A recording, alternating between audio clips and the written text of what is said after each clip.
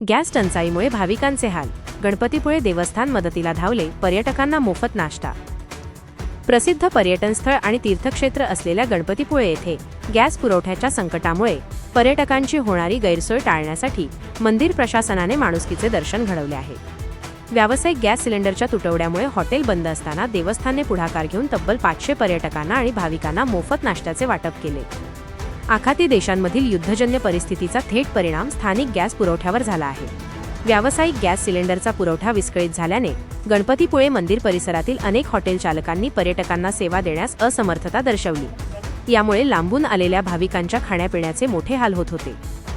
भाविकांची ही गैरसोय लक्षात घेऊन गणपतीपुळे देवस्थान प्रशासनाने तातडीने निर्णय घेतला।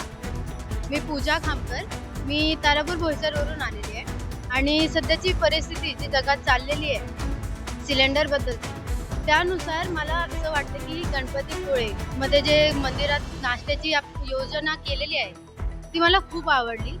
आणि जे लांबून लोक येतात फिरण्यासाठी दर्शनासाठी, तर त्यांच्यासाठी ही नाश्त्याची सोय म्हणजे खूप चांगल्या प्रकारचं त्यांच्यासाठी खूप चांगलं हे केलं आहे, आयोजन केलेलं आहे।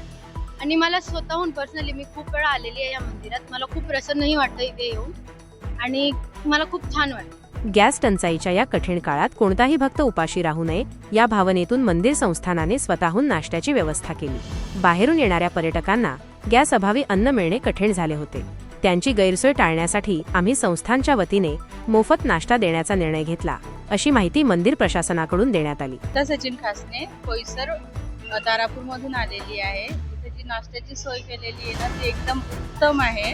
बाहेर हॉटेली सगळ्या बंद असल्यामुळे आम्हाला भाविकांना त्याची काही गैरसोय झालेली नाही आणि खूप छान सोय आहे।